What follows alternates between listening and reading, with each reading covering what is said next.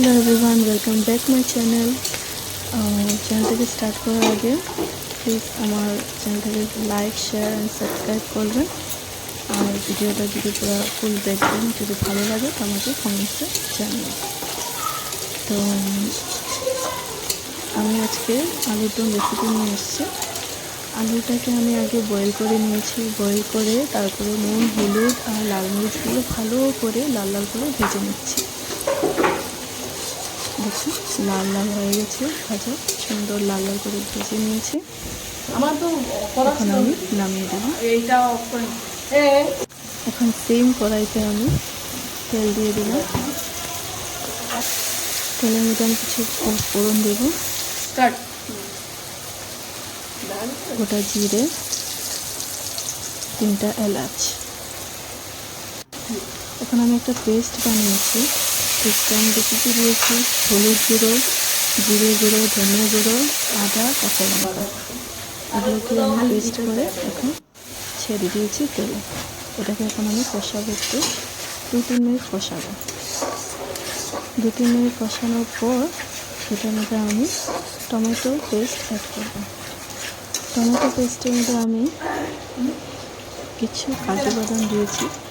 কাজু বাদাম আর টমেটো একসাথে পেস্ট করেছি, সেটা আমি দিয়ে দেবো সেই মশলার মধ্যে। এখন এটাকে আমি আরও 2-3 মিনিট কষাবো ভালো করে। একটু কাশ্মীরি লঙ্কার গুঁড়ো দেবো। কাশ্মীরি লঙ্কার গুঁড়ো দিলে একটু কালারটা সুন্দর হয়।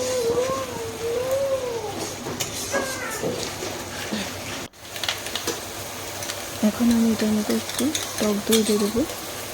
টক দইটা ভালো করে ফাটিয়ে তারপরে দিতে হবে, কারণ আর সাথে সাথে নাড়া দিতে হবে আর গ্যাসের আঁচটা একটু কমিয়ে দিতে হবে, মশলাটা ফেটে যাওয়ার ভয় থাকে। আমি টক দিয়ে ভালো করে এটাকে কষাবো যতক্ষণ না পর্যন্ত তেল ছাড়ে। একটু নুন দিয়ে দেবো।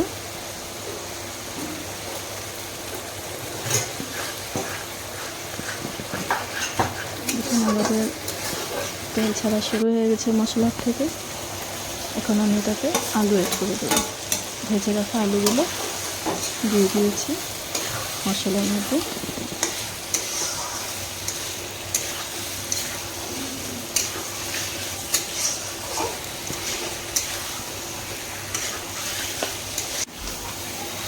আলুটাকে আমি ভালো করে কষিয়ে নিয়েছি। এখন আমি এটাকে জল অ্যাড করবো।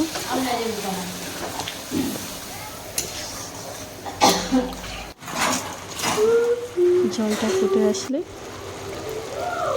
আমি সেটাকে, জলটা ফুটে গেছে, এখন আমি একটু চিনি দেবো, একটু গরম মশলা দেবো আর একটু কস্তুরি মেথি দেবো, একটু স্ক্র্যাচ করে।